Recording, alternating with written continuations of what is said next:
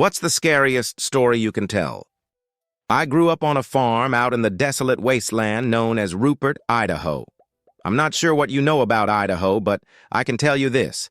There are fields that stretch for as far as the eye can see, all across the state. We're a farm town, therefore I inherited one of these fields when my parents tragically passed away in a car accident back in 2014. I'm not going to bore you with the details, but the event took a huge toll on me. I went through a period of depression, a creeping darkness that seemed to follow me around like a black cloud.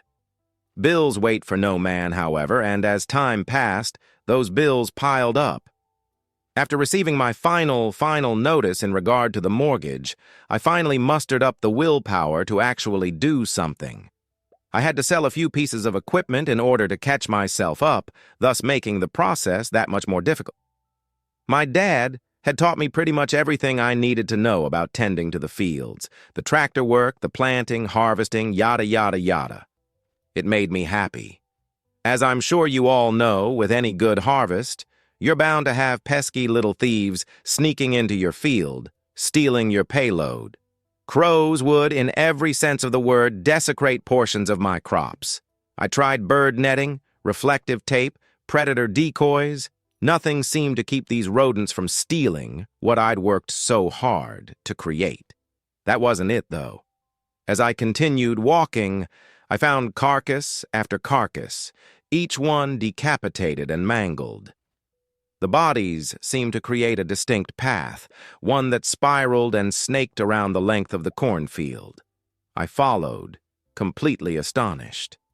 As I drew deeper into the field, the scent of rotting flesh began to permeate my nostrils.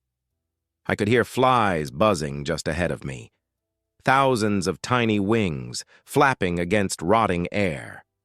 I continued to follow, and the trail led me directly to my scarecrow, and I could finally see where the scent was coming from. Before me, perched upon wooden stake that pieced the ground, hang my father. His cheeks had sunken and rotted, revealing lines of black teeth beyond the shredded flesh. Before him lay a pile of dozens upon dozens of dead rodents, being feasted upon by flies and maggots. My eyes stung with sweat and tears. I turned around and exited the field.